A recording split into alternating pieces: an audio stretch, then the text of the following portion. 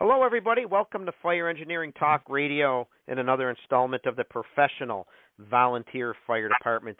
This podcast is dedicated to our great volunteer fire service and getting firefighters to embrace the message that developing and maintaining and portraying a professional image is the duty and responsibility of all firefighters, paid or volunteer. Tom Merrill here, glad to have you listening in. It's Tuesday, April 27th, 2021. Have another great show lined up for you tonight. And again, it focuses on very pertinent topics within our volunteer fire service. But just a couple housekeeping items to go through first. And as you probably know by now, FDIC has been moved yet again, a little bit earlier than it was originally rescheduled for, and now it's going to be held the week of August 2nd.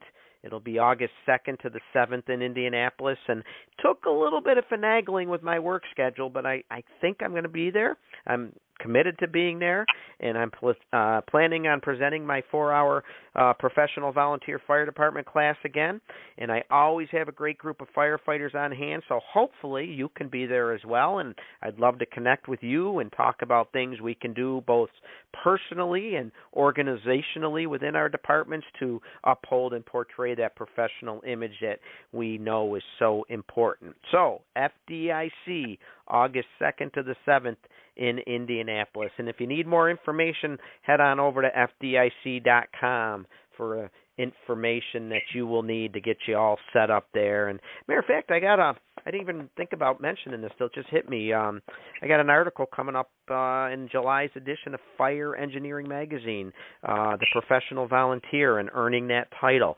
A little segue into my presentation and talking about some of the things that go into making a firefighter a little bit more professional, and talking about how it really doesn't matter if you're paid or volunteer. And, some dispute that, and I get it. Hey, I'm open to debate, and I totally understand that there's definitions out there that do say professional means you're getting paid. But what I wrote about in my article is let's worry about what's under our own personal control. So, okay, there are some definitions of professional that define paycheck as meaning professional. But there's also a lot of other definitions that go into the term as well, showing a high level of skill, treating people right, being trained and competent in your craft. So let's worry about the things that are under our own personal control and strive to embrace those things that make us professional. So that's the gist of my article. That's going to be in the July edition of Fire Engineering, and just a month or so before the big conference opens up. So looking forward to getting back, though, for FDIC. And as you know, things I think are slowly opening up, and I'm very excited to get back on the road and start doing presentations again. Matter of fact, a couple of weeks I'm going to be heading down to New York State Thruway, going to meet up with some great brothers and sisters at the Victor Fire Department and discuss what it means to be professional. Looking forward to that, doing it on their training night in a couple of weeks. And, you always hear me talking about the great things the National Volunteer Fire Council does for the volunteer fire service. And I'd like to invite you to participate in their virtual training summit, which is going to be on Friday, May 21st, beginning at noon. I think it runs to about 6 o'clock or so Eastern time zone. And the training summit, again, it's the second year in a row that they've had to do it virtually. I participated in it last year, and I will be again this year. Great venue, even online. There's so much to learn. They got some great presenters. They're going to be talking about firefighter cancer. They're going to be talking about roadway safety incidents. They're going to be talking about officer development. They're going to be talking about media and dealing with the media, and just so many great sessions that basically from noon till 6 p.m. Head on over to nvfc.org. You'll see a link for the training summit. It would be well worth your time to register and participate in that great training summit. I'm going to be doing my just a quick 1-hour presentation, officer development and leadership success in our volunteer fire service. I think I start around 3:45, and hey, I'd love for you to join us. But again, I'd encourage you to check out all the great programs that are going on that day. And I'd also encourage you to become a member of the National Volunteer Fire Council. It's so inexpensive. I think it's like $18 to join, and you have access to so much stuff. And again, you'll see it on their website, nvfc.org. They've got so much material to help us out, from training information, recruitment information, articles to help you manage your fund drive better, just so many great resources for an inexpensive $18 a year. So check it on out, nvfc.org, and check out their training summit on Friday, May 21st. And I thought you might want to know that, again, MSA and DuPont are doing another gear giveaway. And the application period ends June 1st, so you got some time. They've done this the last few years, but it's MSA and DuPont. It's their gear giveaway, and they're going to donate 52 sets of turnout gear and 52 helmets to 13 all-volunteer or mostly volunteer departments in the U.S. and Canada. And again, there's information that you can find on nfvc.org that'll take you to more to the site where you can get more information on it. The deadline again is June 1st, and you have to be over 50% volunteer. You got to serve a population of 25,000 or less, and you got to be in the U.S. or Canada. But if you meet that criteria, check it out. Hey, everyone can use some new turnout gear, right? 52 sets of turnout gear and 52 helmets going out to 13 all volunteer or mostly volunteer departments. And just a great program. They've been doing it the last several years now. And, one other thing I just wanted to share with you, we're all tired of COVID. It's exhausted us. It's changed how we do things. It's prevented us from doing a lot of things that we'd like to do, especially on the volunteer side of things with a lot of our activities and, even just hanging out at the firehouse, right? And we'd like to think we're rounding the corner. It's coming to a close. We're getting vaccinated. Things are opening up, and they are, and we should be glad for that. But we can't lose sight of the fact that we've still lost a lot of brothers and sisters to this terrible disease, this terrible COVID epidemic. And yesterday, I don't know if you saw it, but on Billy Goldfeder's site, the Close Calls, Firefighter Close Calls, they broke down the statistics over the past year regarding COVID and how it's affected us in the fire community and EMS community. And, I was shocked when I was reading this last night. I sat down late last night after doing a few things and popped open a Bud Light and was catching up on emails and everything. And holy cow, here's, the Firefighter Close Calls pointing out that, COVID-19, we lost 123 fire personnel and 56 EMS personnel to COVID-19. My state, New York, led in the deaths, 13.8% of the deaths for New York residents, and Pennsylvania was right behind at 9.8%, and Texas and New Jersey right there. Then also New York again led the highest percentage of states for COVID-related deaths for EMS personnel. So pretty sobering information. And the average age of the firefighter who died due to COVID was about 56. The average age of the EMS personnel who died due to COVID was 56. So I don't know. I just found it very sobering that as much as I want to think we're getting past it, we still lost a lot of brothers and sisters to it, and it still affected us in so many ways, and probably will for a while. So we just need to remember that we're not out of the woods yet. We lost some brothers and sisters, and we need to hold them in our hearts and remember them, because it's been a rough year. Really has been a rough year, and it ain't over yet. But better days are coming. I'm very optimistic on that. Anyway, joining me tonight is someone I consider an absolutely true brother. Not only a true brother, I consider him a good friend, a cigar-smoking buddy, a fire chief who is extremely passionate and driven and focused on one thing. The thing we talk about every single month on this show, the thing that I know most of you listeners share too, right? That's delivering professional service with our professional volunteer firefighters. He definitely embraces and supports our message here on the show. And he has walked the walk as a paid and volunteer firefighter. And I'm so glad he can be with us here tonight. And I am talking about Chief Brandon Fletcher, who is a 20-year student of our great fire service. He's a second-generation firefighter. Again, he has a background as a volunteer and a career in the rural, suburban, and airport industrial settings. He's a designated chief fire officer. He holds a bachelor's degree from the University of Tennessee in Martin, as well as tons of firefighting-related certifications. And he is currently the fire chief for the Gilt Edge Volunteer Fire Department, which is located in the great state of Tennessee, I believe in the western portion of Tennessee near Memphis. So I would like to welcome him to the show. Welcome to the show, buddy. Hey, thanks, Tom. I appreciate it. It's good to be here, and thank you for having me. Oh, so glad to have you. And thanks for catching my typo tonight as well, for those that maybe didn't see it. You know, I make these advertisements for the show just like any time I post on my professional volunteer Facebook page or any of my personal page. I swear I check things over 5, 6, 7 times. Boy, did I blow that one. I totally blew the link for the show, but Chief Fletcher, you had my back. You saved me there. I was working in the yard and didn't see your text to me for an hour or so, but I ran in and fixed it as quick as I could, so thanks very much. Not a problem, Tom, not a problem. You know, Chief, you're a humble guy. One thing you didn't put in the bio that you have is, and I'm not going to let it escape, you're a veteran, right? I think you're a proud Army veteran. And yes, sir. I want to thank you for your service. I appreciate that. Thank you.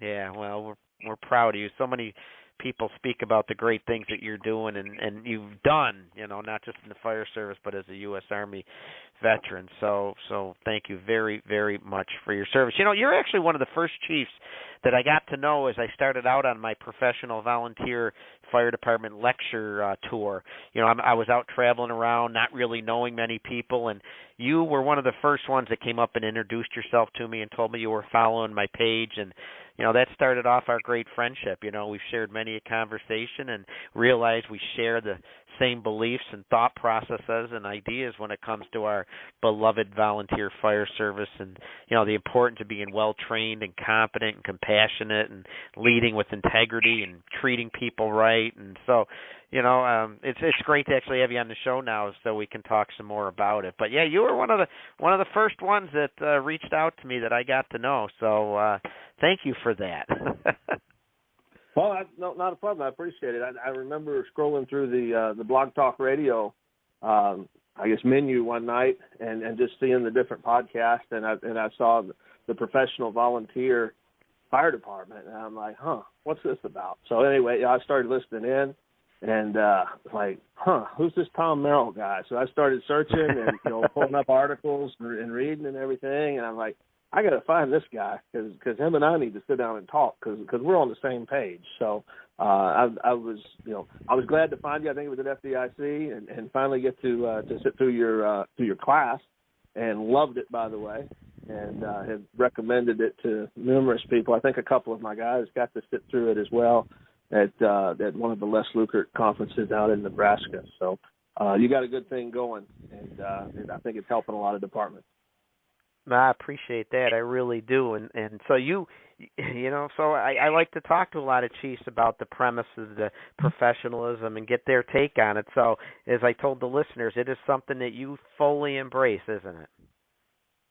Absolutely. Absolutely. You know, being a volunteer is not an excuse for mediocrity. And, you know, as I like to talk about, I can't stand mediocrity. And, you know, I talk about in my presentation that I do that, you know, Coach Nick Saban. Now, I'll preface this: I'm not an Alabama fan. I'm a Tennessee fan through and through. I was going to say, man, you're a Tennessee guy. I can respect what Coach Saban has put together there in Alabama, and you know what he says regarding high achievers don't like mediocre people, and mediocre people don't like high achievers. Could not be more true. And so. You know, what gets me fired up, what gets me really, really going is, you know, not so much when the public or outsiders maybe look down at volunteers or make assumptions that, you know, we're not as well trained or not able to perform as well as our career brothers and sisters. But when volunteers themselves look at them, you know, look at their department, look at themselves as somehow, you know, not being up to standard because they're not career firefighters. They're just a volunteer. I can't stand that phrase. It gets me fired up. So, you know, with that, obviously, it's not just, you know, saying it. You got to walk the walk, as you said. if you want to be considered professional, you need to be professionally trained. You need to be professionally credentialed. You need to perform, with a sense of purpose. You've got to back up everything. It's not just, oh, hey, we do the same job, the fire doesn't care. No, you have to make preparations. You have to train. Okay, you have to lead people if you're a chief or an officer. And so you and I, we're on the same page. I think we say a lot of the same things. We just say it a little differently. But we're definitely speaking the same page. Yeah, well, I can tell you our blood boils together. Our blood pressure does spike equally when people say, well, we're just volunteers, or I'm just a volunteer. And they usually always emphasize just, too, like they should be, they shouldn't be proud to be a volunteer. Well, I'm just a volunteer. No. Say it with pride. Yes, you are a volunteer, but be damn proud of it and strive to be a professional volunteer. Absolutely, my friend.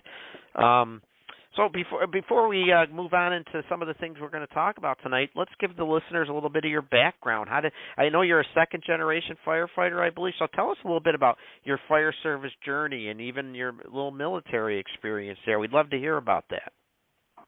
Okay, well, they kind of all blend together off and on. So I joined at 18, but, of course, I've been around the fire department for, I guess since I was 4 years old. My department in Gilt Edge was founded in 1986. Not only second-generation firefighter, second-generation chief. So, Dad was a chief, so I grew up, going right to calls. There in Gilt Edge? Was he the chief of Gilt Edge? Yes, sir. Yes, sir. Oh, that's fantastic. I didn't know that. So I grew up going to calls, going to station, hanging around, being raised around other firefighters and everything. So, I mean, it was, kind of in the cards of how that would turn out. So I joined at 18, and like a lot of young volunteers, I was just excited to be there, happy to be there, and being a part of the team and getting to run calls and fight fires and everything that comes with that. Joined the military a little bit after that, probably about 6 months. Joined the Tennessee Army National Guard. It seemed like a good way to pay for college, and I knew that I wanted to do some kind of military service, and it would still allow me to kind of be around, close to home and everything. And gosh, we could spend an hour talking about all of that. So let me, I guess I'll was fast that forward. Pre 9/11 or post 9/11 when you joined? So I joined pre 9/11. So I joined in January of 2001. And wow. So interesting story on that is I shipped to basic training in August of 2001. So I was in basic training when 9/11 occurred. So for me, 9/11 is a little strange. I still see footage and video from 9/11 that's still new to me that I didn't see because we were so isolated, in basic training. I can tell you the day, as far as what we were doing, we were just starting basic rifle marksmanship. We were in the classroom out in the range area where they had the tables that had all the parts of the M16 kind of outlined. So you took your rifle apart and you laid the different pieces along the silhouette of that piece. And of course, it identified it, told you what it was. And so we were learning to take our rifles apart, put them back together. And the company commander came in, which was strange. I mean, we would see the company commander periodically, but for the company commander to just kind of come into the middle of the class when the drill sergeants were teaching was a little strange. And he pulled the drill sergeant off to the side. They had some kind of whispered conversation, and we went back to work and everything. And then this happened again and again. And then on the third time, they called for everybody to come outside and told us to leave our weapons, which, we just started, that was a no-no, something you didn't do. We thought it was a trick.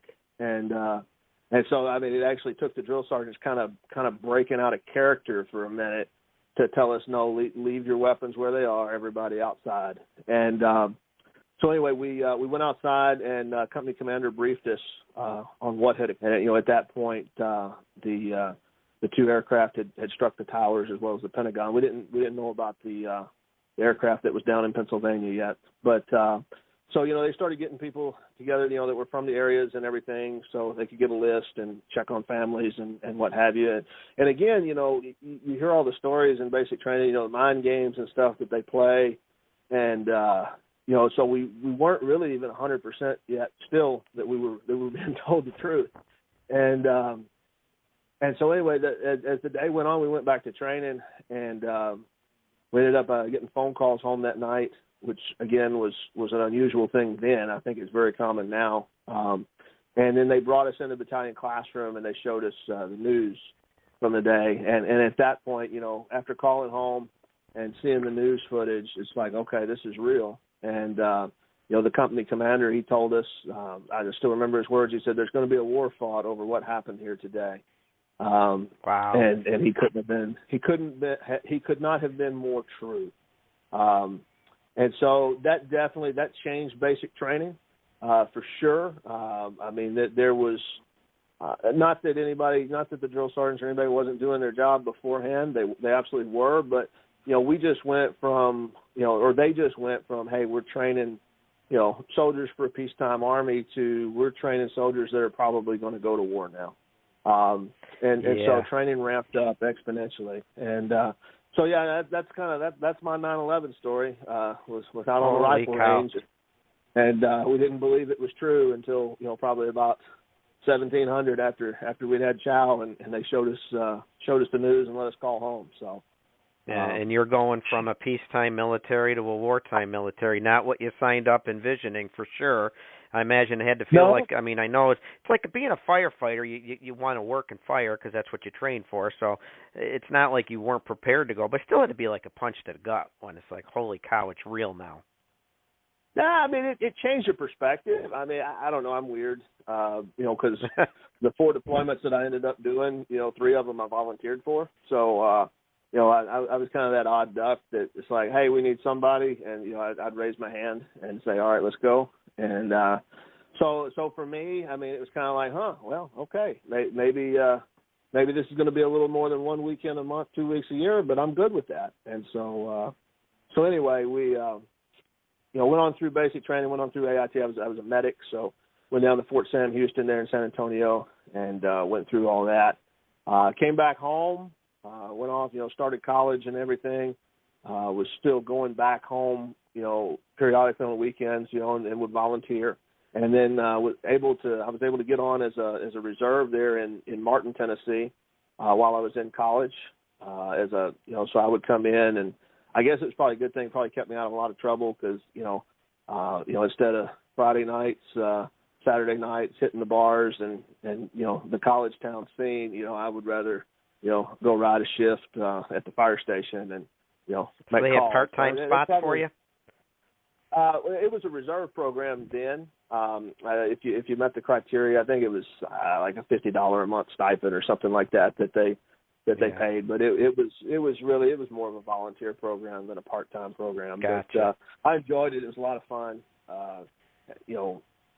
Had a real good time participating in that program. And then, so 2002 rolled around, and it's probably another good thing. Everything has a plan. My GPA pretty well, wasn't really indicating that I needed to stay in college anyway, but they hadn't thrown me out yet. And, so right around the invasion of Iraq, everything started kicking off. They started calling up guard units and everything. Mine got called up. And to long story short, they ended up going stateside. But because I'd already dropped college, instead of going back in, I was like, I want to find a unit that's going to Iraq. So I did, and I joined up with them. And so that was my first deployment. We did 13 months, boots on the ground in Kuwait and Iraq during the invasion, and for 13 months after that. So came back, went back to school for a little while, still did the firefighter thing. Bounced around, tried law enforcement. That was a bad idea even back then. Let's see. I didn't know that. You tried the cop thing, huh? Yeah. Gave it a shot. And then did a second deployment back to Iraq and Kuwait again. Doing the convoy security and medic stuff through 07-08. Came back from that. Still wasn't quite ready to grow up and deal with the real world, so turned right around, went to Afghanistan because I hadn't checked that place out yet, and I heard it was awesome. And so I went over there, spent a year in Afghanistan, came back from Afghanistan, and was like, okay, probably can't keep doing this forever. Probably need to grow up. And so post 9/11 GI Bill had come about, and so I went to college, and everything was paid for, taken care of. Got all that knocked out. Then made my way back home, still kind of picking up there with the volunteer fire department, and started working my way up through the ranks there from firefighter to lieutenant, training officer, deputy chief, eventually chief. We made a big push probably around 2014 to get away from just doing the state minimum training, which in Tennessee for an interior firefighter, the state minimum is a 64-hour classroom course and then a live burn. It ends up totaling up around about 80 hours, depending on how they do it. And that'd been the minimum standard. That's what I did. That was what I started with back in 2000 and in 2001 is when I did my fire training. So we decided, and this was kind of cool, and this kind of segues into a little bit of my leadership portion that I talk about in my presentations is, the best change is usually driven from the bottom up and not mandated from the top down. And so we had some young folks join the department, three or four folks right there about the same time. They went through their fire training, the basic 64, and they went to the live burn. And at the live burn at the State Fire Academy, the instructors really, really, really encouraged them to get their firefighter 1 and 2 and progress through, with the certification process. And so they came back, and about this time I had just become the training officer. And so they came back from that burn, and they're just like, hey, LT, we want to do this.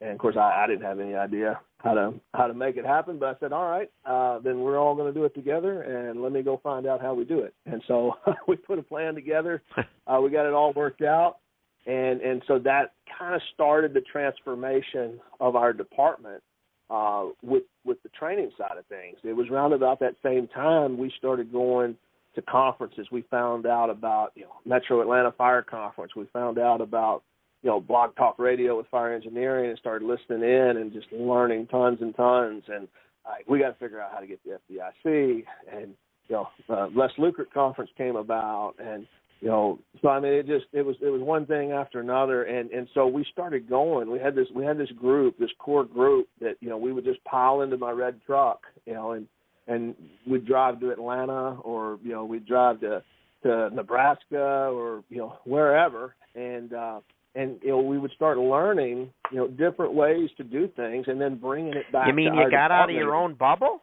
You actually got out of your crazy. own bubble? Oh my God, that's like can you believe that? That's like blasphemy to a lot of people. Oh, and I didn't know how much it was at that time. I have since learned, but yes, we got out of our own bubble and started learning how other departments did things, and and started looking for other training opportunities. We started sending folks down to Pensacola and the classes that Kurt Isaacson does down there. Firehouse Expo came to Nashville for a few years, so that's just a little ways up the road. We kept going to FDIC, kept going back to Les Lucret, Metro Atlanta a couple of times, and so we just kept that going, and we kept bringing things back, and basically just kind of updating and reshaping and remolding the fire department. And then, of course, as we continued to do that, then that became part of our culture.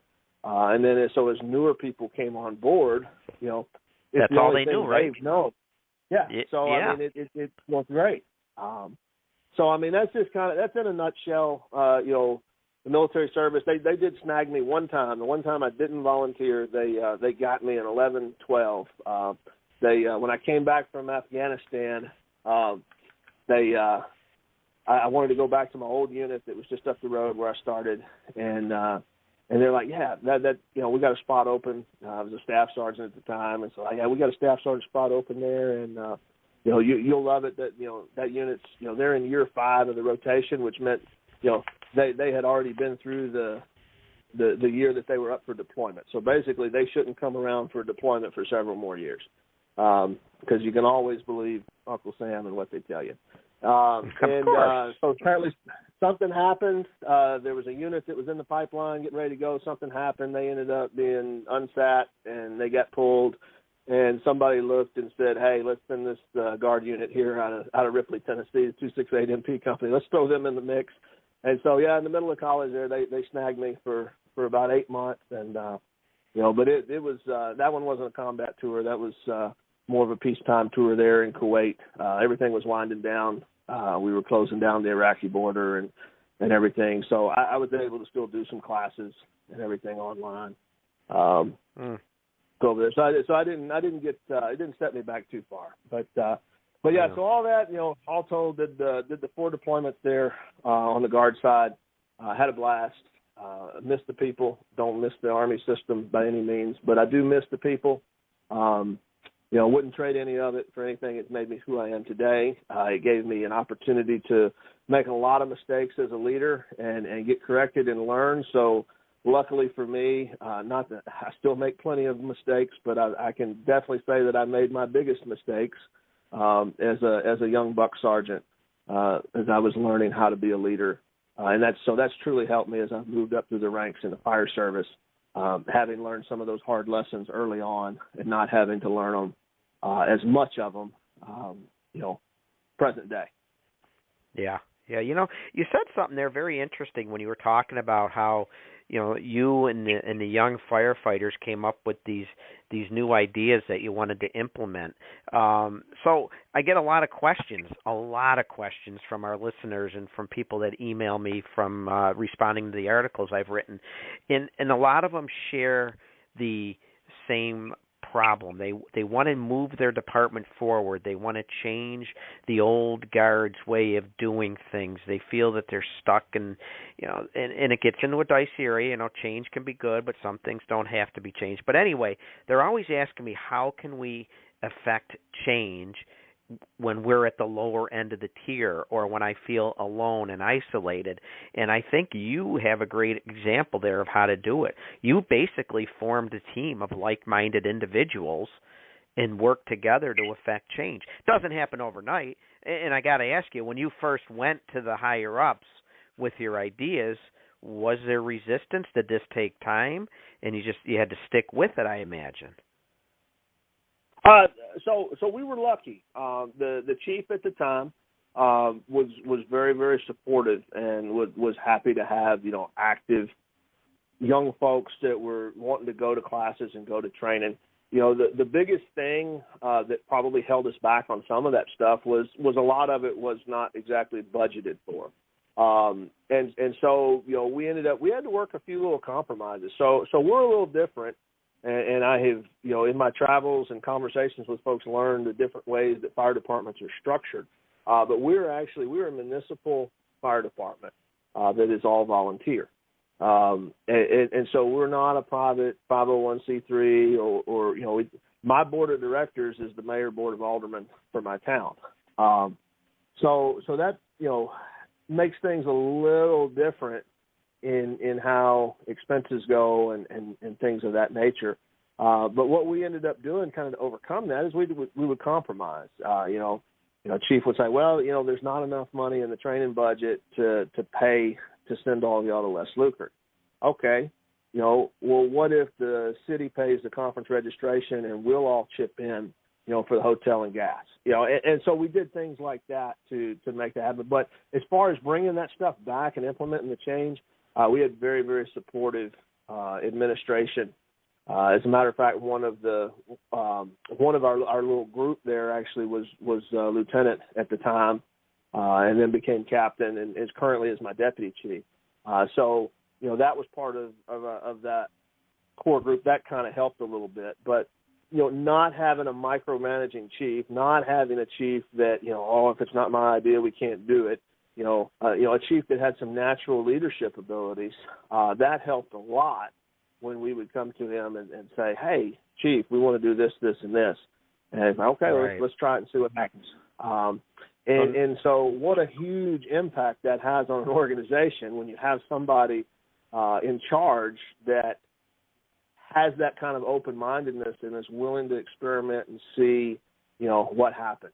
What a difference. You get so much from your people whenever you're willing to do that. Yeah, for sure. So now that you're the chief, I would imagine you had good people to learn from. I imagine if someone comes to you with an idea, how do you handle it? Even if in your mind you're thinking there's no way we're going to do that. There's an act to that, isn't there? There's a technique there. Well, now I can't give away all my secrets because my guys are probably listening, and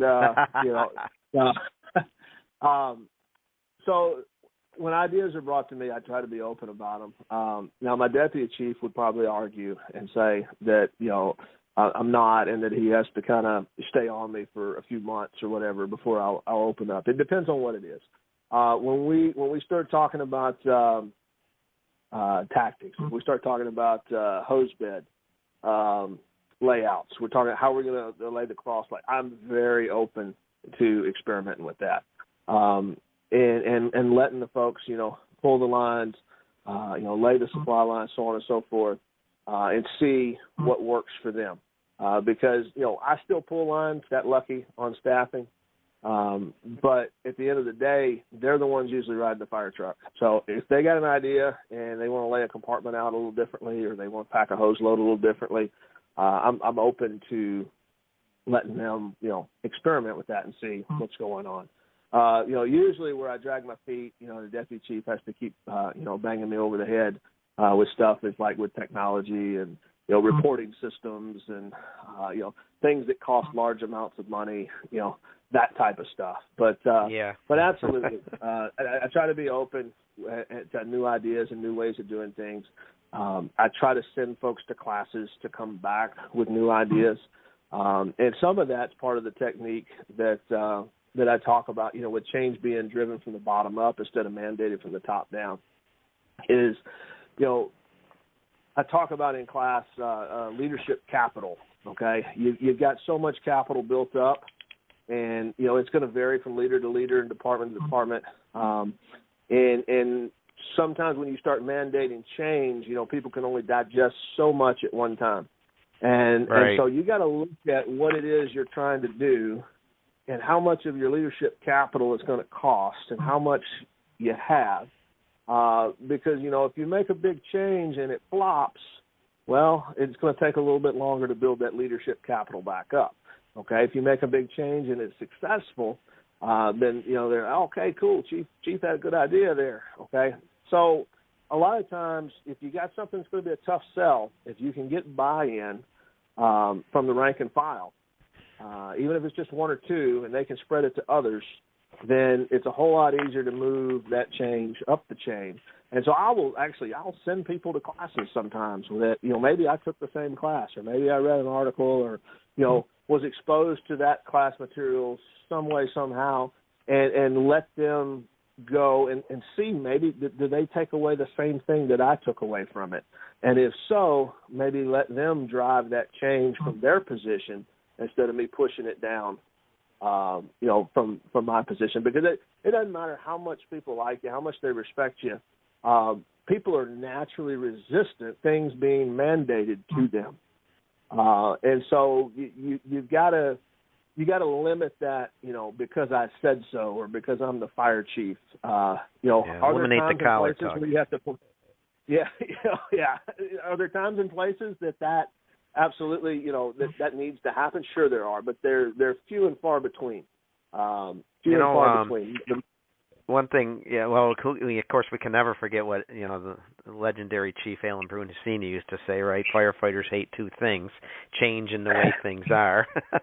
But the one thing I noticed it's funny you mentioned hose bed configurations, because it's such a stupid thing to talk about, but I got to tell you, so we adopted the flat load on our cross lays like over 20 years ago. I was an assistant chief. I was part of the process. We experimented, with the Minuteman. Actually, we learned a bunch of them at FDIC, the Minuteman, the Cleveland load, all these different loads. And we said, you know what? Let's keep it simple. We kept it, so we adopted the flat load.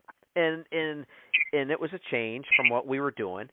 And but any change you do, when we adopted that flat load, we had to communicate it not once, not twice, but over and over again to make sure that people understood what we were doing. I think one thing that people resist change it occurs when it's not communicated well to them. you'll hear things like, well, when did that start? When did we start doing that, or when did we get that, or when did that take effect? And if you're not out in front of it and communicating it clearly as to why you're doing it and how you're doing it, not once, not twice, but in the case of our flat load, we put it in our newsletter every month. We reminded people at our training drill, at our monthly meeting, for probably a year or more, because we had 70-something members, and not everyone's around all the time. So you've got to just continue to communicate that change. You can't just throw it out there and expect people to know that you moved something or reconfigured something, and explain the why, right? As our legendary guy that we love talking about, Jocko Willink, right, the Navy SEAL. Explain the why. And that helps get buy-in from the senior people, especially if you're changing a long-standing way of doing things. Ever experienced that? Did you have to change anything that was a long-standing way of doing things, or and there's like senior people that dedicated, passionate senior members that you got to really explain to them why you're doing it, and you got to be respectful too, wouldn't you say?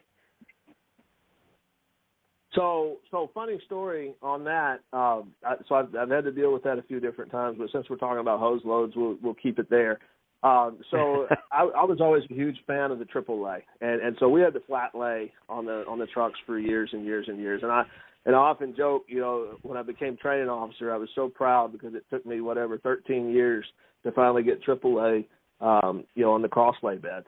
And I felt very, very, very strongly about the AAA and so on and so forth. And so then the irony of that, I finally get AAAs on the fire trucks, and so then we send a guy to nozzle forward, and he comes back and he's like, I think I may have been deputy chief by that point, and he comes back and he's like, hey, I want to try this new hose load out that we've earned at nozzle forward. And so like, okay, let's see it. What do you got? So anyway, he packs it. It basically ends up being kind of a modified Minuteman. And, everybody tried pulling it. Everybody liked it. They said, hey, that's what we want to run on the trucks, And so, again, as a deputy chief, sometimes I still rode the truck, but at the end of the day, it was their truck, not my truck. And, so while I was proud of my achievement of finally getting the AAA on the truck, we ended up, probably 2 years later or so, changing it to a modified Minuteman. Going back to your point of communication, that person had left the department, and so we had a recruit class one night. We were doing hose loads, and some of the guys were helping out, and kind of had a little bit of turnover, new faces and whatnot, and folks were really, really enamored with the AAA. And they're like, hey, we're thinking about putting the AAA back on the trucks. I was like, I'm fine with it. Again, it's your guys' trucks. It's not mine. And I've gone from being so adamant about the AAA to, at the end of the day, now I don't care how you put your hose on your fire truck, as long as you can pull it and make it look nice, and not get it from the truck to the front door without it turning into a pile of spaghetti, and doing that right. efficiently and quickly. And so anyway, so we put it back on there as a AAA, and we were running a drill one night, and one person did not get the message that it had been changed back to a AAA, and kind of in the heat of the moment, we're running the drills at combat speed, and he tried to pull the AAA the way that the modified Minuteman is pulled, and I'll just tell you that ends badly. That didn't go well. So it was a learning lesson for everybody involved. But you're absolutely right. We thought we had communicated it well, but we apparently, one person didn't get the message. Thankfully, it was a drill night, and not a live incident, because that's one thing I'm proud of my guys for a lot of things, but one thing I'm proud of my guys for is we stretch hose. We stretch hose a lot, and it's absolutely not acceptable to pull up on the fire ground and have a mishap stretching from the truck to the front door, and that is ingrained into our culture very, very, very deeply. We start teaching that from day one. When somebody joins the department, their first drill will most likely be pulling the pre-connect. So anyway, since we got on that, the sign of a true professional right there. So that's one of the signs of a professional firefighter, right? Deploying the hose line adequately. Absolutely. I mean, if you can't do that right, then it's just going to be a bad night. So yeah, for sure. At least be able to master that. So I want to ask you, you put this your teaching together, your presentation together, shaping your volunteer fire department to meet today's expectations. I love the title, love the content idea. It's so relevant for today's world as it's changing in so many ways. We won't get into that, but we can get into, I know you focus primarily on 5 areas that you talk about, leadership and training and recruitment, retention, and marketing. But before we get into that, let's talk about this changing world of ours and the changing expectations with the service we provide, even this volunteer service, right? Expectations are changing out there. But, what are you talking about is today's changing expectations, and how are they different than 20 or 30 years ago, or maybe even 5 or 10 years ago? What are you seeing, and what are you telling folks? Well, you put me in a hot seat, Tom. That's the question that I lead into with the students, and I get to sit back and kind of take it in. And it's interesting sometimes, some of the things that folks see with regard to that. On the slide where I bring that up, I keep the kind of famous quote that probably everybody's seen from Chief John Eversole from Chicago, where he says, "Our department makes 1,120 calls every day. Do you know how many of those calls the public expects perfection on? 1,120. Nobody calls the fire department and says, 'Send me 2 dumbass firemen in a pickup truck.' In 3 minutes, they want 5 brain surgeon decathlon champions to come out and solve all their problems." And, while that's kind of tongue-in-cheek, there's a lot of truth to that, depending on where you are and what the expectations are. I'm famous for saying, because our department was founded in 1986, that, the generic phrase that I say all the time is it's not 1986 anymore with regard to how fire departments do business. The way we did things in Gilt Edge in 1986 worked for 1986, but it's not 1986. Okay, it's 2021. And so with that, obviously, EMS became a thing, but we really have made that shift, and it doesn't matter paid or volunteer, to that all hazards response type of agency. It's not just fires anymore. It's not just, an EMS call every now and then. I've watched our call volume in Gilt Edge grow from just under 200 when I joined to, last year we did 537 calls. Now that's over a period of 20 years, so that may not be that huge, but the biggest spike has happened in the last few years. We maintained the 200, 225, 250 for a long time before we started jumping into the 300s, 400s, and eventually 500s. We're already ahead this year on as far as where we were last year this time. So it's that's the big thing. The expectation of professionalism. I can't stand to see poor performance on the fire ground. Anybody that's ever been on a fire ground with me can probably relate something along those lines. I don't have any qualms about communicating that to you if I think that it is poor performance. I have an expectation, and I think the public has the right to have the expectation, that you show up and you know how to do your job, okay? You know how to stretch that hose line from the truck to the fire. You know how to properly conduct a search. You know how to do VES. You know how to do rooftop ventilation or horizontal ventilation. You know how to minimize, damage, so on and so forth. If we're talking about an EMS call, we're expecting you to perform within your scope of practice, okay? Not just stand there and take notes or vital signs. Actually do something when and where you can. You're expected to be able to, quickly disassemble any vehicle that's mangled around another vehicle or a tree or a telephone pole to extricate patients. Out here where we are, we're in a rural area, so throw farm machinery and other, agricultural/industrial applications into that as well. Hazmat, you may not be a hazmat response team, but there's an expectation that, you at least be able to perform to the operations level. You at least be able to perform, some very minor, very small offensive operations to keep a small incident from turning into a big incident.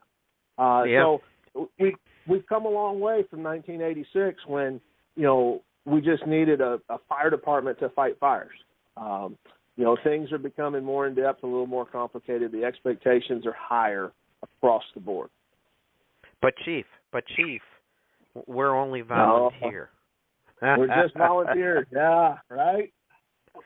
So we got a problem selling that message with people that are. You wonder, first of all, why are they joining if they don't support your ideas there, right? I mean, you're joining the fire department. Are you joining just to have a social club, right? One of the personas that we hate, but I guess there's people that join for that reason. I know, when I joined in 1982, I joined to be a firefighter and do what I could do to help my department render care to anyone in need. I guess there's people that don't join for that reason, isn't there? and we got to sell that message then that you're talking about, which is a great message to sell. Well, Tom, first let me say that I was born in 1982. Just let me get that in there. But no, you're absolutely right. Unfortunately, the social club fire department is still alive and well. It sure is. It's a black eye. It's a black eye for the rest of us that are trying to do right. It's an uphill battle, for those that are trying to run professional organizations that are trying to improve their service delivery. To have to fight the public perception of the social club volunteers, and then also, if you have to deal with that in your own response area, sometimes the jealousy and haters that can come out of that with the social club mindset. It's certainly a difficult task to deal with that can try your patience.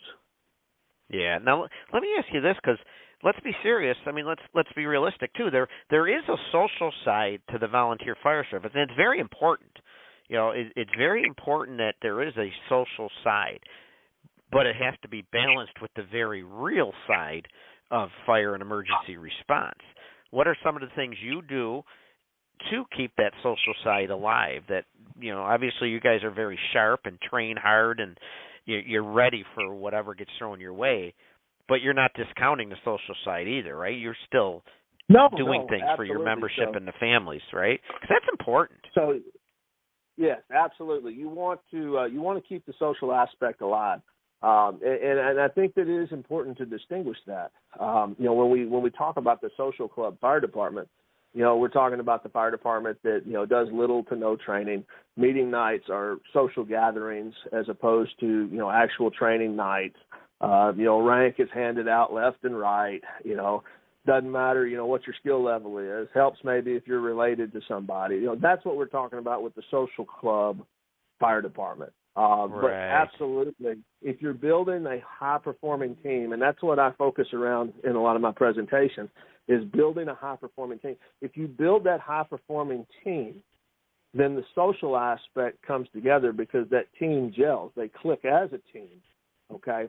But absolutely, what you're saying. So we just had a shrimp boil on Sunday where we bring all the family members that are available come on out. We pitch in, everybody throws in whatever $10-20, and we do that pretty regularly during the summer months. We like to do potlucks. What did you call it? I'm from the north. What was that? What was it? A shrimp boil? Yes, sir. Oh, okay. I'm sorry. You like shrimp, right? Surely. You eat shrimp up there, right? Oh, we do. I just didn't know what you were calling it there. So we put it all together in a pot with potatoes and corn and Cajun sausage, and you season it different ways, and everybody's got their own little recipe how they do it. Anyway, it's a big boil, and then you pour it out onto like a table. And everybody just kind of, you just stand around the table and you just fill your plate off of the big pile, or everybody, if it's just a few of you, you'll sit around the table and just eat straight out of the pile. Gotcha. But, so that's one thing we do. Like I said, we do a lot of cookouts or potlucks. I'm a big fan of potlucks, especially when folks want to get in competition with different dishes and everything. As long as they don't contain onions, I'm good. And then so we do those things. Of course, we do our annual awards dinner, which we've actually started doing that as a potluck. And then one of the things I stole from you was the Thanksgiving Day breakfast. We started doing that several years ago, I think, after whenever I went to your class at FDIC. I brought that back, and that tradition's continued now for 3 or 4 years now. We gather down at the station at around 7:30, 8 o'clock, and cook breakfast and fellowship there early that morning, and then everybody goes their separate ways for whatever their families celebrations are going to be for Thanksgiving Day. But that's probably the main things that we do as far full families. Bring the kids, bring the wife, bring the husband, all that good stuff. But then there's a lot of other just kind of impromptu things that the guys just come up with. Somebody will throw out onto the group meet, hey, getting burgers or steaks or dogs or whatever. Going to grill tonight. Anybody wants to come down? And hey, that's great. Because that gets you 3, 4, 5, maybe 10 folks down at the station now, staffing, hanging out in the afternoons. And of course, not everybody love can when do it people every are night at the firehouse. You but love people being at the firehouse.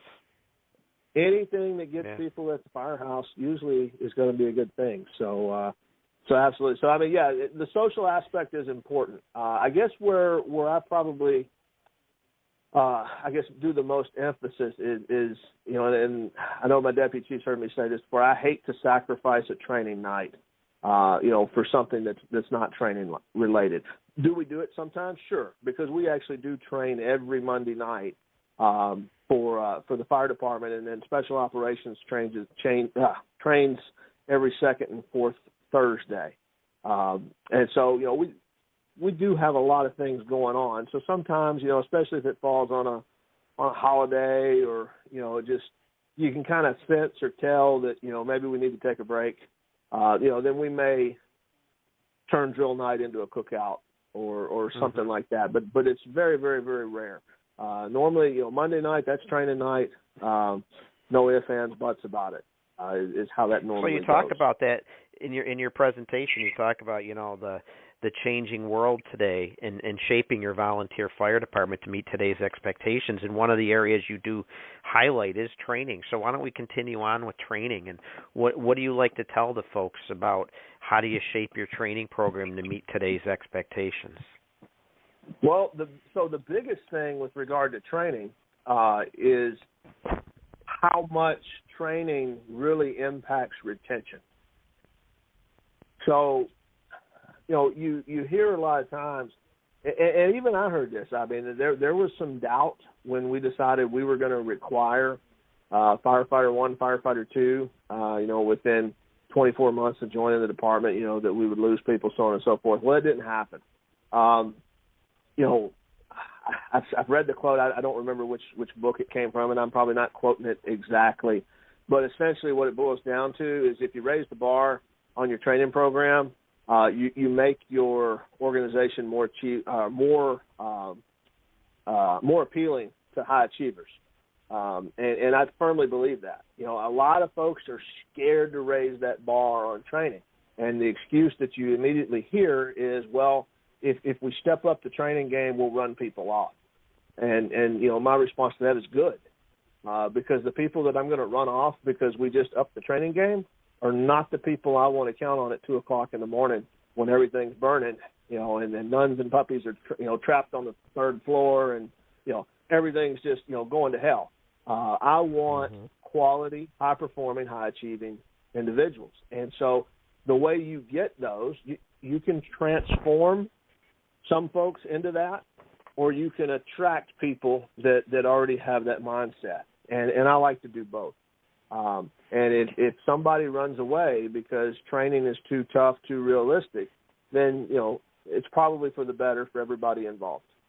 And you said it earlier, too, just about it becomes part of your culture. So to people that join after you've established that, that's all they know. So we talk about, quality training is going to do several things, okay? It's going to obviously improve your service delivery to the customer because, we're training on what we do.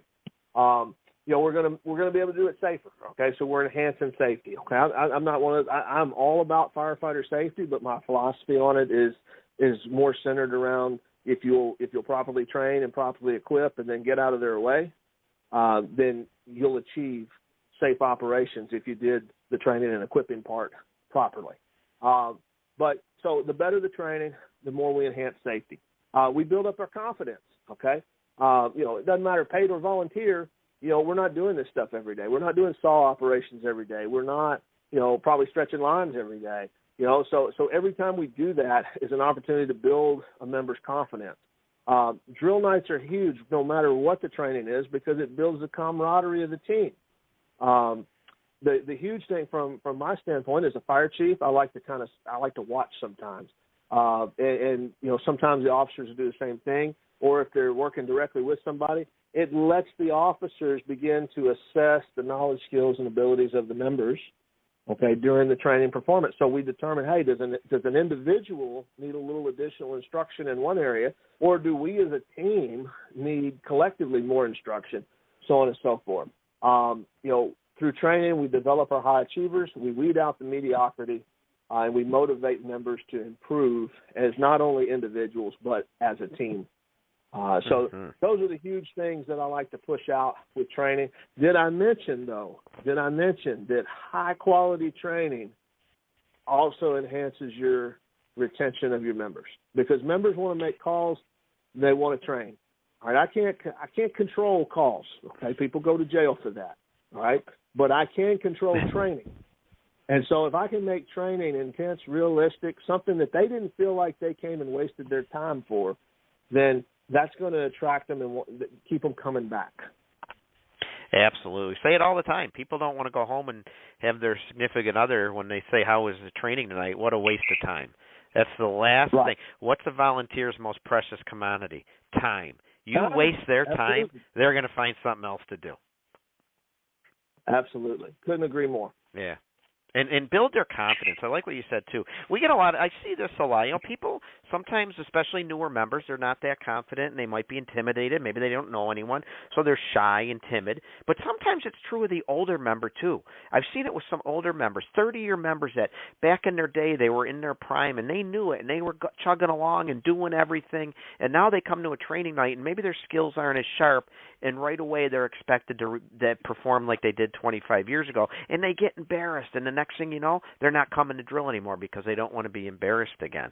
It requires tact, and it requires, as you said, the officers got to know their audience and learn to work with their audience and have a good plan put together for those new members, for those senior members, just a good plan in general so you're not wasting their time and you're not embarrassing or belittling anyone.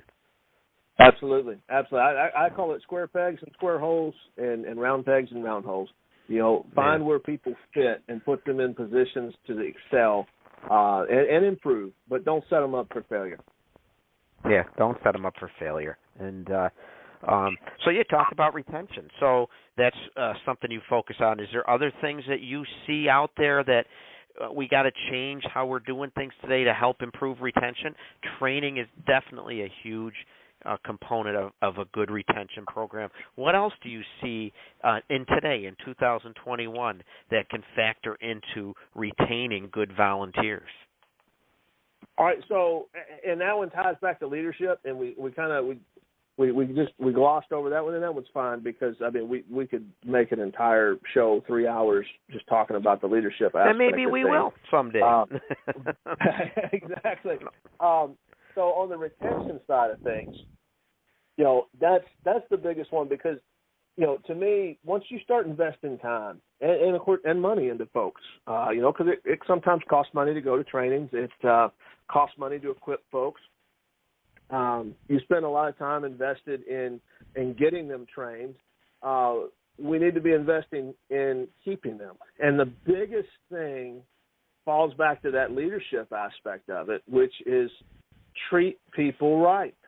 Okay, Mark Von Oppen probably has no idea, even though we've talked plenty of times, how much of an impact he had in us kind of shaping what we did around 2014, 2015 to change our department. But following that model of the Big Four, do your job, treat people right, give all out effort, and have an all-in attitude. The big one, treating the people right. Treat people with respect. Treat them how, you want to be treated. I always ask the question in class, why do good people leave the volunteer fire service? Okay? Sure, there's always going to be conflicts with time, okay? But people that are engaged, that are truly engaged and dedicated, they find a way. I think you and I talked one time, about all the different things that you had going on, but you still found time, to volunteer. I've heard you brought up NVFC in the beginning. I was on the podcast with them, or a Facebook Live event with them, and Tiger Schmittendorf was on there, and he talked about everything he had going on, but still, he found time to volunteer. So, I don't think that's the other commitments in life are certainly part of it, but with a little work, those can be balanced. I think the biggest reason we lose people is because of poor leadership. We don't know how to treat people. We don't know how to lead people. We don't know how to talk to people. I could give you countless and countless examples. I know a department in particular, the last 6 months, they've had 10 people leave that fire department, and 9 out of those 10 have cited the fire chief as being the reason why they left. Wow. How do you like that on your resume, Chief? Yeah, right. The FBI would call that a clue that maybe there's a problem. But honestly, I think that's the biggest thing. I asked the members in class, what do they think as far as that goes, and you'll get a few of the general generic answers, but the across the board, answer can be summed up in out of touch leadership, toxic cultures, and toxic individuals. When you have that going Chief. Go ahead. Sorry, I didn't mean to interrupt. No, I could tell you this. I just did a presentation for Brad Pinsky, the fire service attorney, had a conference, and he had me put a presentation together on how to lose people quickly, and I did a big research project. I put a ton of time into doing some research. The number one reason people are leaving volunteer fire departments, this is after interviewing thousands of volunteers, both former volunteers and current volunteers that stayed but really thought about quitting. The number one reason was clicks and leadership. So you hit the nail on the head. You know what didn't even factor in? Time and training requirements. Absolutely. Amazing. Absolutely. Amazing. And wow. I think I remember that survey. I think I remember filling out that survey. Yeah, it was one of the big ones. I read a bunch of them, and I meshed them together. But National Volunteer Fire Council did a huge one, and they just updated it again a year or so ago. And it's just amazing. It's if people want to find it, you can find it on definitely on the web, on the internet. And it's mind opening. It really is. I thought everyone's quitting because. And here's another thing that jumped out when they interviewed current leadership. Current leadership thought people couldn't find the time to volunteer. They weren't even looking in the mirror of, hey, I could be the problem here. And that's the biggest thing, and I love it when I get chief officers in the room, because that tells me, number one, that they're probably doing things pretty correct if they're actually coming into a class that's essentially going to call out and make you reflect how you are handling business. So I think that's a huge thing is being willing to look in that mirror in a situation and say, am I the problem? And you're absolutely right. A lot of people are not willing to do that. It's hard. It's hard for anybody to realize, especially when you've come out and you've said this, you've done this, so on and so forth, to eat crow, as we call it in the South, or have to backtrack, or to have to, say, hey, look, guys, you know what? I messed up. Let's go back and rethink this. That's hard. That's hard for a lot of people to do. So, Chief Brunacini, we've talked about several times, he always said egos eat brains. And it absolutely is true. People will do really, really, really dumb stuff when pride gets in the way. Oh, God, yeah. Let me throw this out. We'll tie three things together and see how we would handle this. Let me tie together training with leadership and retention. So we know how important it is to train our members. We know how we need to encourage our members to be at the training drill. We want them at the training drill. Now we have a member who has dropped off the radar a little bit. He's just not, he or she, not coming around like they used to. You are the leader, and you call them and talk to them. Hey, I need you to be at this drill. You're falling behind. And something in life came up, a baby, a job, a family problem. What do you do as a leader when you need people to be at drill, but understanding we're dealing with volunteers that maybe the problem is, oh, my God, I got a huge project for work. I'm now doing 60 hours a week at work. I come home at 10 o'clock at night. What can we do? Because ultimately we want to retain these members, but we need them to be well-trained as well. Leadership is huge here, isn't it?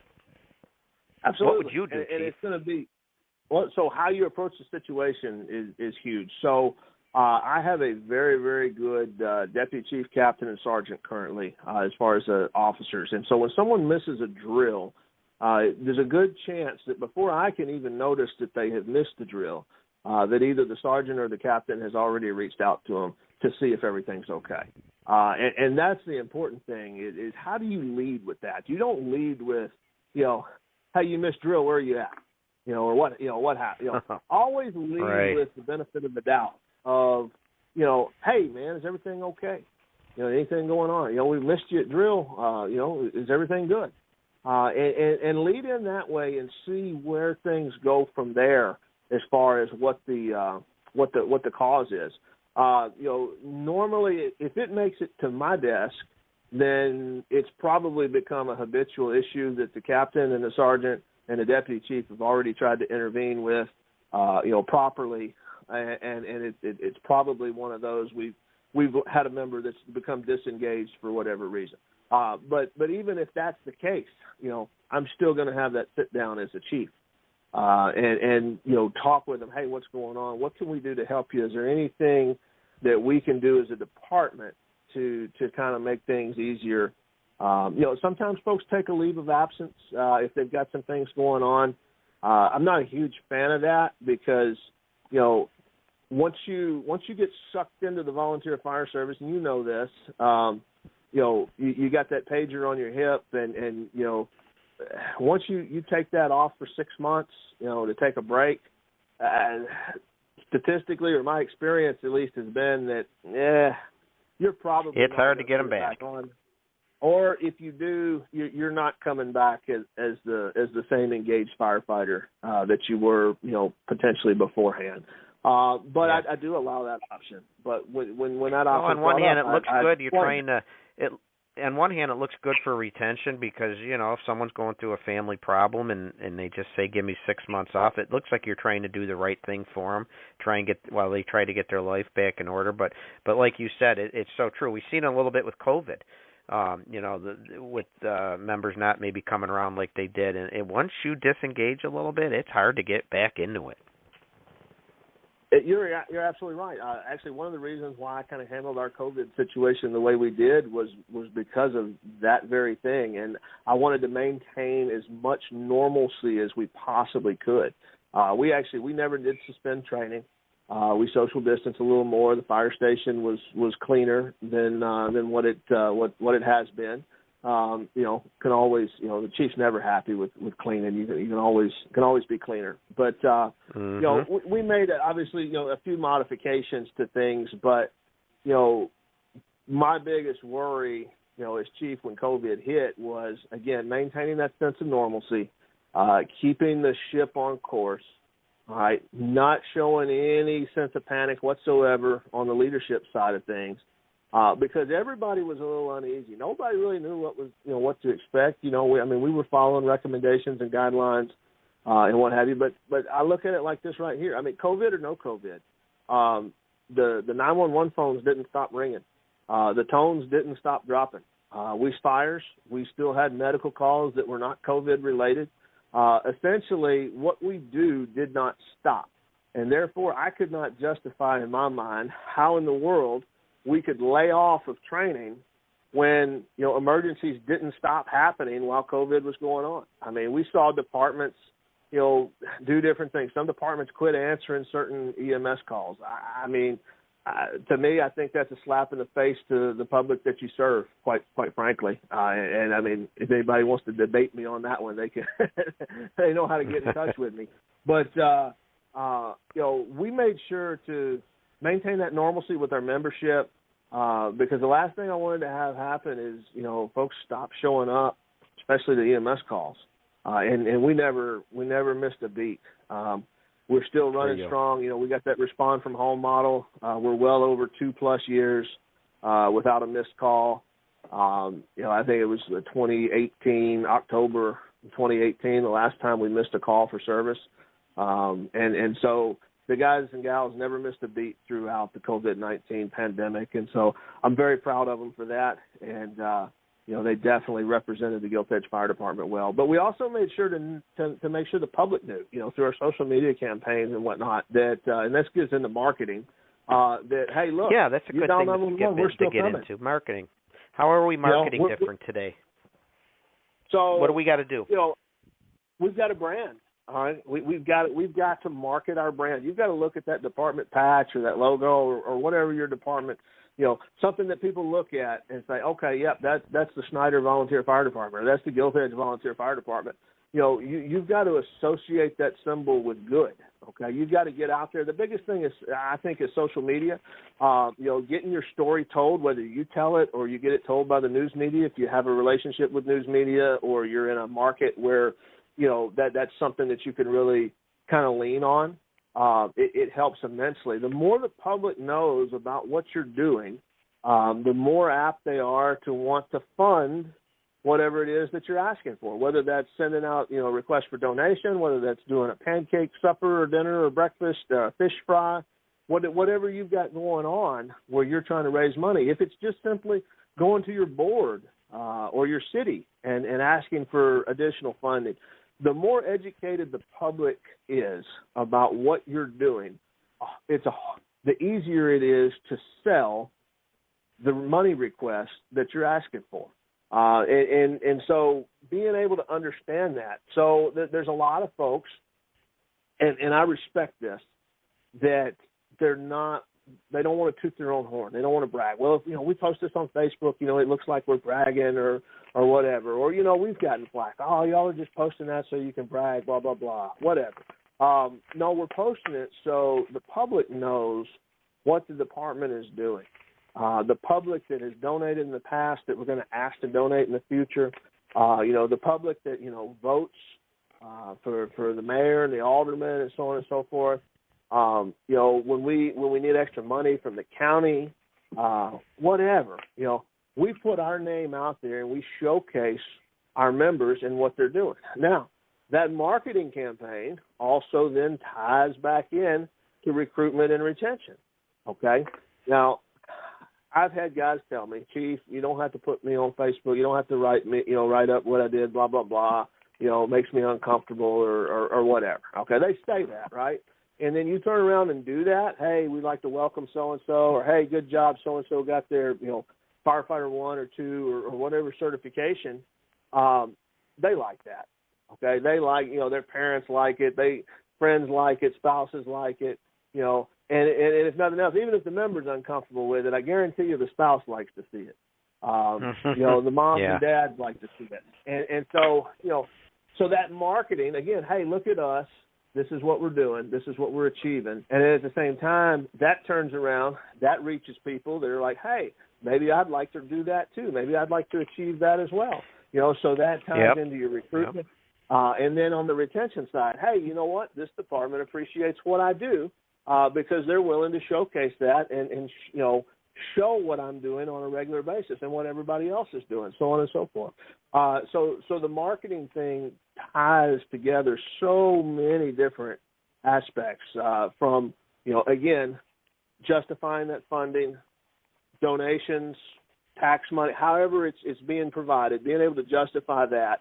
And then, like I say, ties directly back to the retention and recruitment of individuals. there's a red flag with member profiles, which I'm a big fan of, member profiles and all, and highlighting all the good that our members do. Even we're out on training, we're out on a detail, or there's campaigns going now with some of the departments.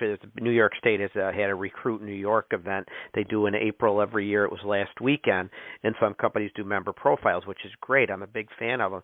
But I've had a couple people reach out to me in my class over the years that they said the problem they've had with their department's social media is it only focuses on certain people. It's always the same people over and over again, and sometimes it's the one running the social media side of things. So what I always try to tell people is, again, I agree with everything you said, that you have to brand your department. Tell your story. Don't let somebody else tell your story. You tell your story. But when you talk about your members, spread the wealth. Be fair and equitable to everybody, new people, senior people, the person you don't even like, but they're still a member of your department. You can't play favorites. Be fair and be equitable and spread the wealth, and you'll go a long way toward retaining members and making members happy. Absolutely. I agree with that. I'm going to tell a funny story here that I'm probably going to catch some flack for. Because my members have made it abundantly clear, texting, that they are listening. So one of the members confided in another member that their spouse got upset that there were several Facebook posts in a row or something that I forget the exact details, but anyway, that the certain member was not featured as much as other members were, and so anyway, that trickled back to me, and and I approached the member about it, and that's when I found out that it wasn't so much that he was bothered by it as much as his spouse was bothered by it. And so anyway, I pulled out my camera and I showed him all of the wonderful pictures that I took of him during the training event, and how I would have loved to have posted them, but and this was vehicle extrication that was going on, but I was like, well, in this picture, you didn't have your safety glasses on, so I wasn't going to post that one. In this picture, you didn't have your gloves on, so I wasn't going to post that one.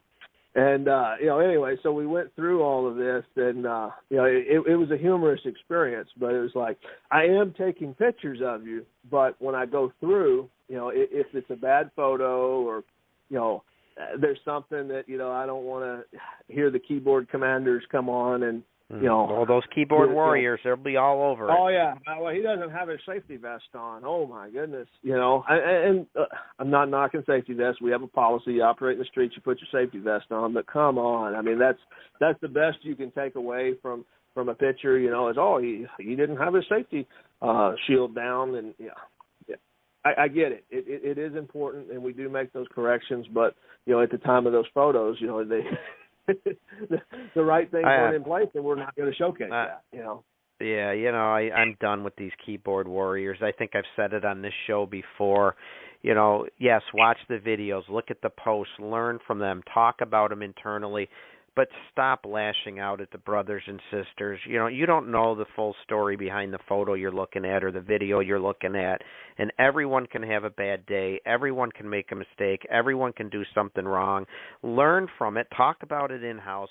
But my God, we celebrate our brotherhood and sisterhood. Why are we beating the crap out of each other on social media? It just annoys me to no end, and it's got to stop. I've been saying it on this show for a while now. People are listening to the show are probably like, Merrill, we get it, but it's got to be said.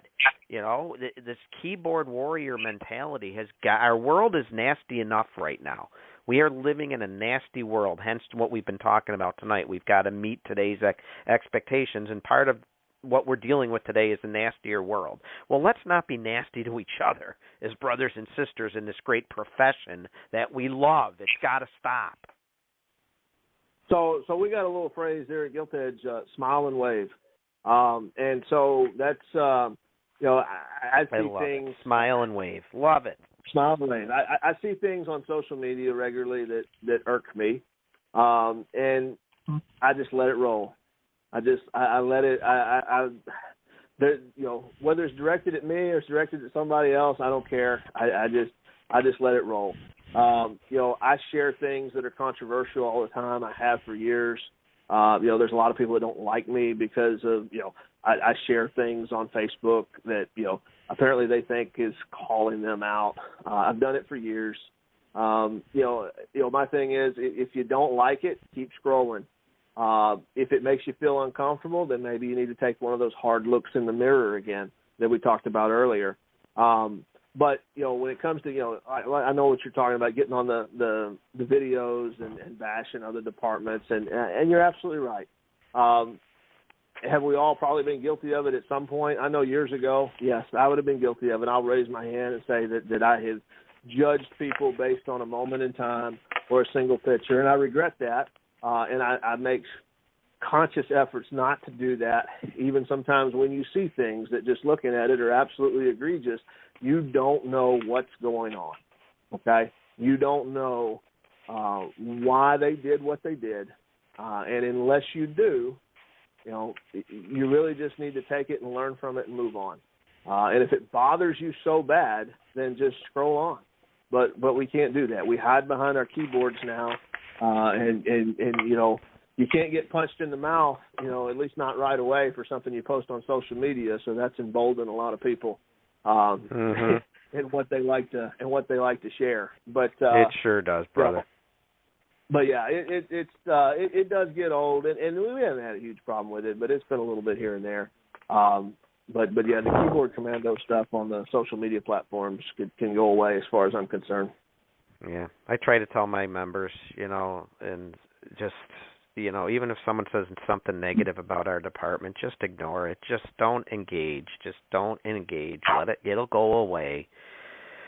Well, Chief, listen. When you do that, I was going to say when you do that, when you skip over it, when you don't engage them, it just irks them even more. So it's the best response. Oh, sure does. It's just smile and wave. Yeah, and they'll move on to something else. Oh, my brother, we've been talking for a good hour and a half. And I think it's time to start winding things up a little bit, because I know you and I could talk for another hour and a half, but we'd have to have a cigar at this point, I think. So I think hopefully in August in Indy. Yeah, looking forward to it. Yeah, if we don't stop I gotta it tell now, you, it's the drag on for hours. A lot of listeners listening in tonight. I'm getting a lot of nice texts and things here on social media. People listening in, appreciate. Now you've given a great topic for discussion tonight. And before I wrap things up with you, what any final thoughts that you'd like to say about our volunteer fire service meeting the expectations today, being professional? What any final thoughts you'd like to offer before we wrap things up? I'll leave it with this, and that it all starts with leadership.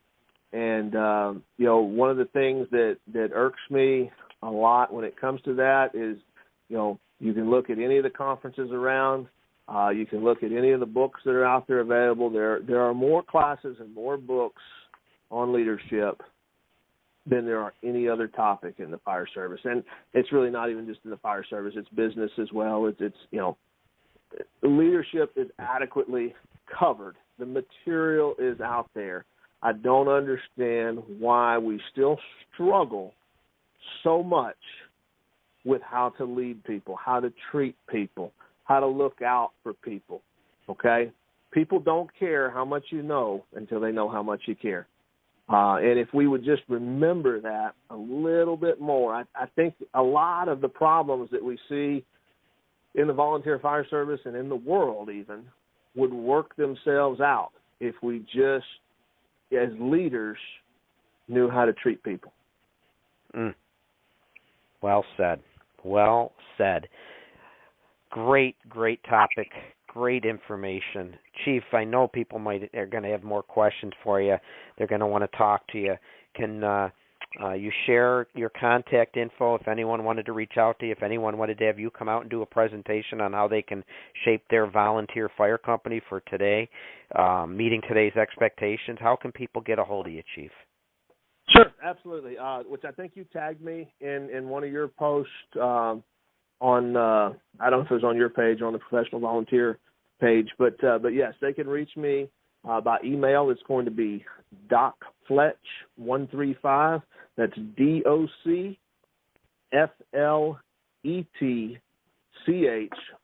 135@yahoo.com. Oh, fantastic. Can't thank you enough for being here today, and thank you for your service. One last question for you. Yes, What's sir. this Earl of Funk, Duke of Cool, Ayatollah of Rock and Rolla that I see on your Facebook page? Is there something you need to tell us that? Is that a line from Heartbreak Ridge, or is that something else? I'm trying to think where I've heard that before. Oh, you nailed it. Awesome. Did I? Awesome. Oh, I'm a movie guy. Yeah. I'm a movie guy. All right, I thought so. That is one of my favorite movies. Actually, I'd probably top it as that is my favorite movie, Heartbreak Ridge. So yes, absolutely, you nailed it. It's straight out of the movie. I will tell you a cigar. You got to watch the movie. Yeah, I got to get you a cigar now. So that's good. Awesome. All right. Well, Chief, thank you so much. I think we can line up another show for sure because there's so much we could talk about. We'll spend a night talking about leadership for sure. And, even that article you wrote, I saw playing the rural cards. That was a fantastic article. I'd love to talk about what you're doing in your department to get your new members off and rolling and being ready for fire. But a topic for another night, my friend. Thank you for spending an hour and a half with me here tonight. It was really, really well worth it. Great info. You're doing great things, and I think your department's lucky to have you. Well, thank you, Tom. I appreciate that, and thank you again for having me. Our pleasure. So thanks for being here. And folks, thank you for listening in. And I'd like to thank Fire Engineering and Chief Bobby Halton and Clarion Events for supporting my podcast and all the other podcasts that are out there that cover so many topics within this great fire service of ours. I'm just honored to be one of the many podcasts that are available for your listening pleasure, and I'm honored that you choose to listen in and spend some time with me. So it means a lot to me. If you'd like to reach out to me for anything, feel free. tamerrill63@AOL.com is my email.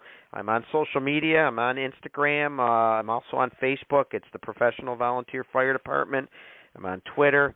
I'm always posting information. Give my page a like. Give me an email. Let me know what you're doing in your hometown, or if you're having any challenges, or if there's anything you want me to talk about on this show. I'm more than willing. I've gotten a lot of great ideas. I got a lot of great topics lined up for the rest of the year.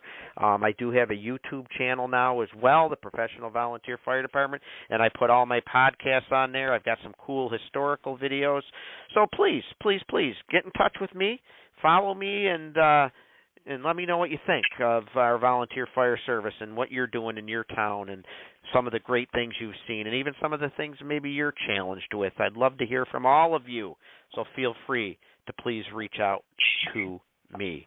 Folks, I just got to end on one note because every now and then our fire service loses a true legend, a firefighter who left behind a legacy of service and made a tremendous impact on our profession. And yesterday we lost such a man, and I think it's only proper that we honor him by remembering him here this evening. And I'm talking about the great Leo Stapleton from Boston, former fire commissioner, former fire chief of department for Boston, joined back in 1951. He was a World War II veteran. He followed his father into the fire service. I believe his father was even the chief of the Boston Fire Department, and he passed away at age 94 yesterday. As I said, he was the fire chief. He was also the fire commissioner from 1984 until he retired in 1991. Author of many, many great books, several I've read, 30 Years on the Line, Commish, Wooden Sticks and Iron Men, among so many other books that he authored, and he just was a true professional firefighter, loved by many, actually by all who came in contact with him. And I just like to remember him here this evening. In Boston lingo, he was a good Jake. Rest in peace, Chief Commissioner. You will be greatly missed. Folks, my next show scheduled for Tuesday, June 8th. I look forward to again talking about our great volunteer fire service and events that are so important to all of us. So thanks for tuning in tonight. And remember, wherever you happen to be listening in, stay safe. And folks, please always remember that our residents are owed professional service delivered by professional firefighters representing professional organizations. Take care, folks. Stay safe, and God bless.